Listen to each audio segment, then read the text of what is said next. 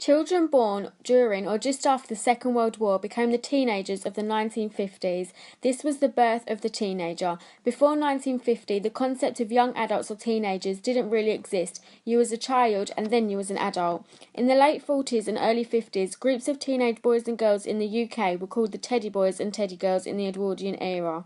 Teddy girls were the same as the Teddy boys. They would dress in suits, land army clothes, while rejecting society's expectations of more traditional feminine roles and being the rebels of the time. They were the first teenage rebels in England, and words commonly used to describe them were flick knives, dance music, bicycle chains, razors, and Edwardian suits. In the 1970s, fashion was a fun era. It had some of the best elements of the 60s and perfected and or exaggerated them. Some of the best clothing produced in the 1970s perfectly blended the mods with the hippies. The hippie influence of the late 1960s crossed over into the fashion of both sexes. For men, this meant wide, colourful ties and bright-fitted shirts with big collars. The 1970s fashion was a lot of flared trousers, denim, leather and studs.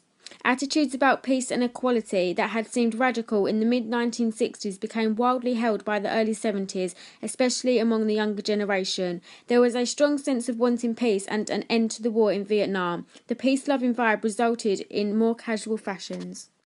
During the 1990s, rappers and famous hip-hop artists were the trendsetters for fashion.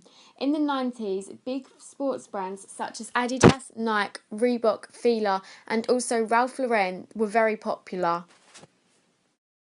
Famous hip-hop artists would wear these clothes and young teenagers would follow the trends. During the 1990s, sportswear was very popular for casual day-to-day wear, and to this day this is still a very popular fashion trend, as people are now always going out in sportswear for their normal fashion clothes. In the 1990s, mum jeans were also very popular.